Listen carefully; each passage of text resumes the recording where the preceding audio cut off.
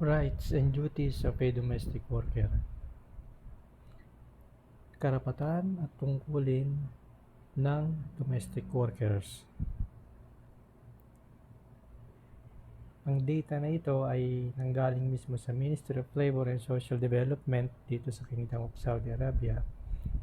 Kaya ibabahagi natin sa ating mga kapatid na domestic helper para kahit pa paano magkaroon sila ng impormasyon, magkaroon sila ng kaalaman, o yung mga alam na magkaroon ng dagdag kaalaman o ma-refresh yung kanilang kaalaman para sa mga susunod pang panahon kung kakaharapin nila yung ganitong mga sitwasyon.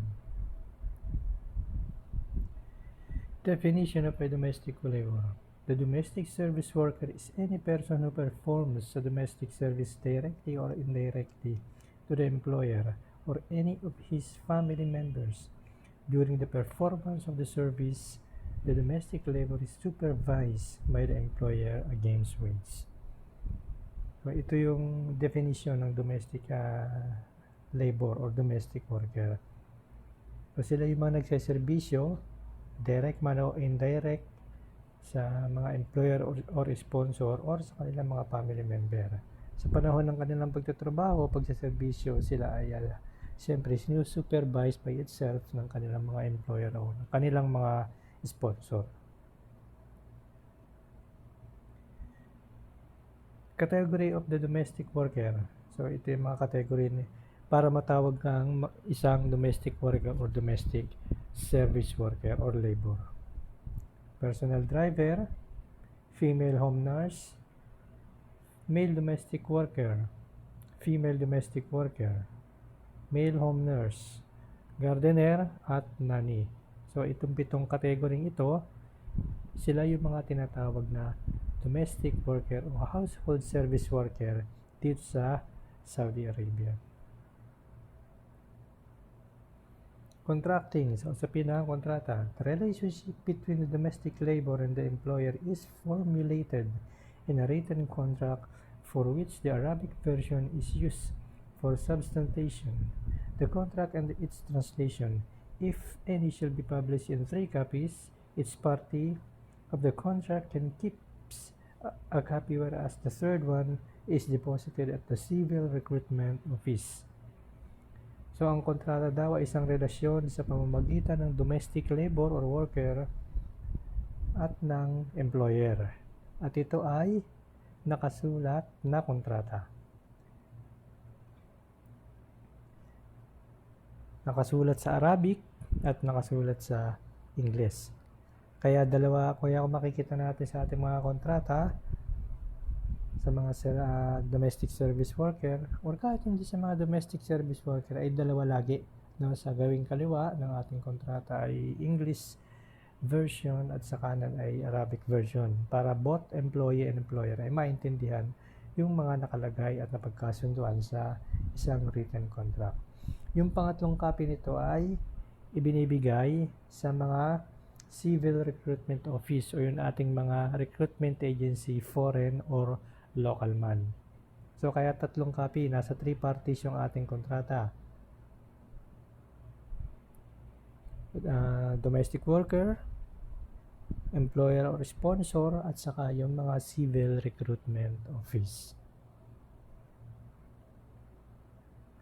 The contract shall include the following fundamental elements. So, ito daw yun mga nilalaman ng isang kontrata para sa mga domestic worker. Number 1, the type of work which the worker is obliged to perform. Yung klase ng trabaho na kinakailangan gawin ng isang domestic worker. Nakasulat yan sa inyong mga kontrata. The wage which the employer is obliged to pay for the domestic service worker. Yung sweldo o sahod na dapat bayaran at obligadong bayaran ng employer sa mga domestic service worker. Number 3, right and duties of both parties. Yung karapatan at tungkulin ng magkabilang panig. Number 4, probationary period. O ito yung panahon na sinusubok pa lamang ang isang manggagawa o domestic service worker. Number 5, yung contract term and extension method. Yung mga term, mga kasunduan at yung mga extension pa dito, mga iba pang pamamaraan na nilalaman ng kontrata. So ito yung 5 fundamental elements o yung nilalaman ng ating mga kontrata o ng mga kontrata ng isang domestic service worker. So, mamaya malalaman pa natin habang nagpapatuloy tayo ng ating pagtalakay kung ano pa yun, kung paano ina-identify yung mga laman ng inyong mga kontrata. Termination of the contract during the probationary period. So ito yung binabanggit dun sa fundamental elements sa number 4, yung probation period, yung probationary period. The employer may terminate the contract upon his sole will during the probationary period if the incompetence of the domestic service worker has proven. So maite-terminate lang daw, mapapawalang bisa ang inyong kontrata ng inyong employer sa panahon na kayo ay sinusubukan pa lamang kung mapapatunayan na kayo ay hindi karapat-dapat sa gawain na inyong napagkasunduan ayon sa kontrata. At ito ay sa panahon ng 90 days, 90 araw o 3 months. So sa panahon na yan, dyan lang pwede mag-decide ang employer kung itutuloy niya ang inyong kontrata o ite-terminate niya o ipawawalang bisa. When the contract is terminated or expired for illegitimate reason. So ito naman daw yung paliwanag sa contract kung ito ay na-terminate o napawalang bisa o natapos na sa hindi inaasahang mga pangyayari.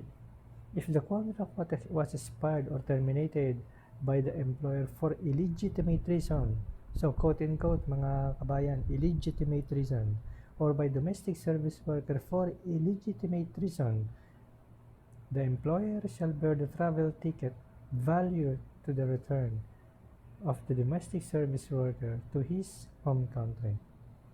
So, kapag terminate, pinawalang bisa ni employer or natapos na ang inyong kontrata, si employer ang sasagot ng inyong ticket papauwi sa ating bansa.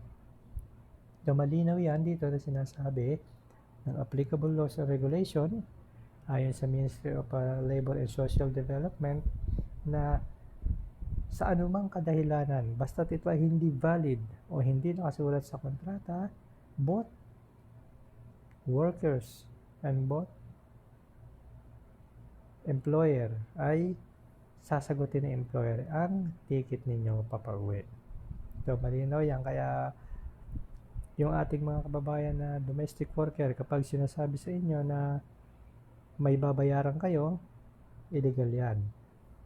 Karapatan nyo mag-complain at karapatan nyo umangal dahil nakasulat sa batas na dapat sasagutin ni employer ang inyong ticket pa uwi. Yun ay kung terminated o pinawalang bisa at na-expire o natapos na sa hindi legal na kadahilanan. So malinaw yan, dapat tandaan natin yan para kapag nangyari sa ating mga domestic worker ay alam natin paano natin lalabanan at irereklamo ang mga ganitong kaso o mga ganitong sitwasyon.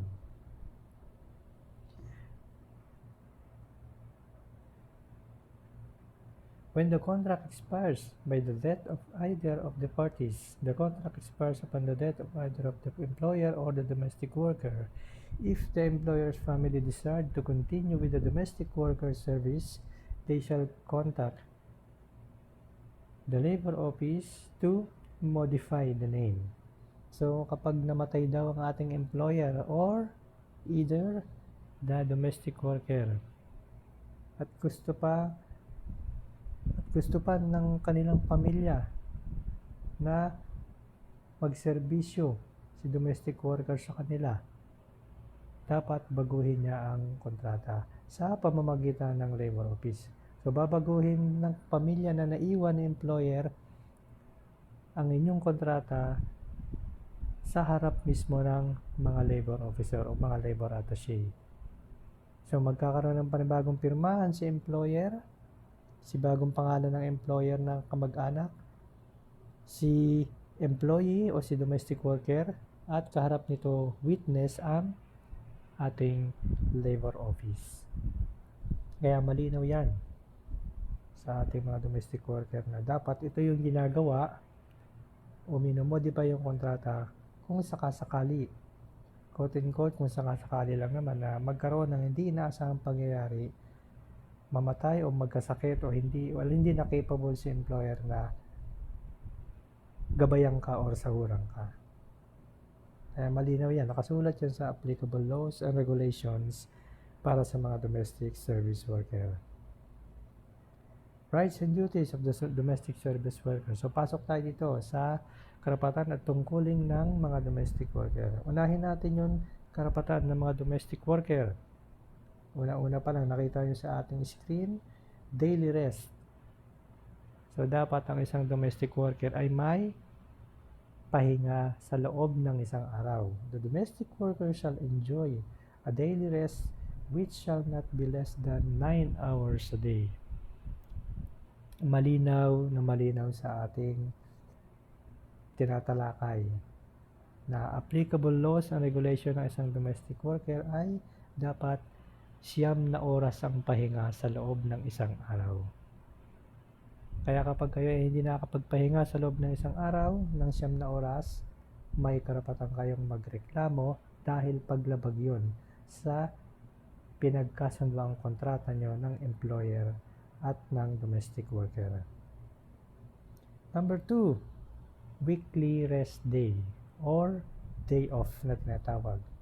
The domestic worker may obtain the weekly rest day in accordance with what both parties have agreed upon in the contract. So may karapatan si domestic worker na magpahinga ng isang beses sa isang linggo na naaayon naman sa pinagkasunduan ng dalawang partido na naaayon sa inyong ginawang kontrata. Malinaw na dapat meron tayong 1 day off sa loob ng isang linggo. Kaya mga domestic worker, tandaan, nasa batas ang weekly day off ng isang domestic worker. Healthcare, dapat meron din tayong healthcare insurance. Para kapag tayo nagkasakit, meron naman tayong pampagamot. Dahil mahirap sa isang domestic worker na napakaliit na ng sahod, siya pa ang sasagot kapag siya ay nagkaroon ng sakit dahil sa pagtatrabaho. The healthcare shall provided to the domestic worker in accordance with the applicable laws and regulation in the kingdom. Malinaw na sinasaad dito sa ating tinatalakay na dapat pinoprovide o inilalaanan ng mga employer ang bawat domestic worker na kanilang kinukuha na naaayon sa batas at sa mga regulasyon ng Kingdom of Saudi Arabia. Malinaw yan, kaya hindi makakatanggi ang mga employer dyan. Kapag wala kayong healthcare insurance, isumbong nyo sila sa Ministry of Labor and Social Development. Magreklamo tayo, mga kabayan. Sick leaves. Dapat meron din tayong sick leaves. The worker shall observe a fully paid sick leaves in the 30 days a year, conditioned to a medical report that confirms his need for a leave. So, allowed tayo ng sick leaves sa loob ng isang taon, 30 days, 30 araw. Yung nga lang, siyempre, kung gagamitin mo yung 30 araw, dapat may kondisyon na pag nagpapatunay na ikaw ay kinakailangang mag-leave of absence or mag-sick leaves. Kaya napakahalaga nito sa isang domestic worker dahil napakabigat at napakahirap ng trabaho ng ating mga domestic worker. So napakahalaga na i-practice natin yung sick leaves na ina-allowed mismo in accordance applicable laws and regulation ng Kingdom of Saudi Arabia para sa mga domestic service worker natin. The next is contract renewal. The domestic service worker deserves a fully paid leave for a month if he spent 2 years and he wish to renew the contract for the similar item. So So kapag gusto natin mag-recontract o mag-renew ng contract, after 2 years ng ating naunang kontrata, dapat tayo ay allowed at tayo ay karapat-dapat na magkaroon ng isang buwang bakasyon na bayad at babayaran ng employer na naaayon sa batas kung tayo ay gustong mag-renew ng kontrata. Pero kung gusto natin mag-final exit, itong contract renewal na ito ay hindi na applicable. Applicable lang po kung gusto natin magpatuloy ng kontrata dun sa ating kasalukuyang employer. End of severance package. The domestic worker deserves an end of severance package with the value of a month wage if he spent in the service for consecutive years. Ibig sabihin, pag nakadire-diretso tayong 4 na taong serbisyo sa isang employer o sa ating kasalukuyang employer, tayo ay allowed na bayaran. Tayo ay karapat-dapat na bayaran ng end of severance package na naaayon sa batas ng Kingdom of Saudi Arabia. Malinaw na malinaw yan. Kaya yung mga naka-4 na taon na dyan sa isang employer, pwede kayong mag-demand ng end of severance package dahil yan ay nakasulat sa applicable laws and regulations para sa mga domestic worker. Ang lilinawin natin, mga kabayan, makakakuha ka lang ng end of severance package kapag ikaw ay naka-4 na taon sa iisang employer. So, hindi sinasabi dito na iba't ibang employer. So, 4 consecutive years with the same employer. Yun ang sinasabi dito. Kaya kapag ganyan ang sitwasyon mo, may karapatan kang mag-demand. Pero kung ikaw ay iba-iba, within 2 years, iba-iba ang iyong employer, so hindi applicable tong end of severance package para sa inyo, mga kapatid nating domestic worker. Malinaw yan para sa atin. Kaya maganda na ililinaw natin sa dokumentong ito sa tinatalakay natin ito. Duties of the domestic worker. So tapos na yung mga karapatan, yung inyo namang mga tungkulin ang tatalakayin natin. Number 1, he or she shall perform the agreed upon work as she or she shall exert in that the person usual care. So, dapat gawin natin yung napagkasunduan sa trabaho ayon sa naging kasunduan natin sa kontrata. Number 2, he or she shall not refuse to work and leave the service without. So, number 2, wala tayong karapatan na tumanggi o lumiban sa ating pagtatrabaho na, tugtungan natin number 3, mayroong legitimate reason o mayroong tamang dahilan o karapat-dapat na dahilan. So kapag wala tayong ibang dahilan o wala tayong ibang katwiran o walang mali sa ating gagawin o sa ating ginagawa na hindi tayo lumalabag sa isang kontrata, wala tayong karapatang tumanggi o lumiban sa ating trabaho dahil yan ay parte ng ating duties. Binibigyan tayo ng ating mga karapatan, so dito naman dapat ibalik natin yung tungkulin sa kanila ng tama at naayon sa ating pinirmahan na kontrata. Number 4, he or she shall not work for his personal interest. So, malinaw yan. Siyempre, hindi tayo magtatrabaho sa ating sarili lang, kundi para sa employer na ating pinagsiservisyon, kasama ang kanilang mga pamilya. He shall follow the orders of the employer and his family members. Dapat sumunod tayo, which are related to the implementation of the agreed upon work. Pero, yung naayon sa napagkasunduang kontrata natin. Siyempre, kung uutusan ka na labas sa kontrata at paggagawin ka na ibang mga bagay na hindi nakasulat sa kontrata, may karapatan tayong tumanggi. Malinaw yan, mga kabayan. Ha? Sunod, tugtungan natin yung number 5. He shall maintain the properties of the employer and his family members. So, para tilihin natin na maayos at ligtas yung mga kagamitan ng ating mga employer at ng kanilang mga family members. Number 7, he shall respect the confidentiality of the employer's secret and those of his family members or people in the house whom he encounters while working. He should not disclose this information to any third party as to undermine the dignity of the employer and his family members. So, kapag may mga pangyayari na hindi natin pwedeng isiwalat sa loob ng pamilya ng inyong sponsor o ng employer, wala tayong karapatang ikalat, ikwento o ipagsabi ito sa ibang tao. Para na rin sa kapakanan ng inyong employer, sa kanilang dignidad at pagrespeto na rin sa kanilang mga pamilya. He or she should not interfere in their business. Dapat hindi natin harangan ang kanilang business o hindi natin labanan yung kanilang business dahil yun ay pag-aari nila at yun ay hindi naman nakasulat sa kontrata.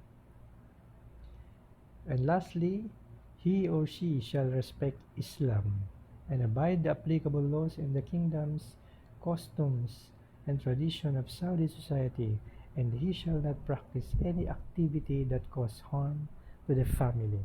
So malinaw yan. Respeto natin yung kanilang relihiyon, yung kanilang tradisyon, at yung kanilang kultura.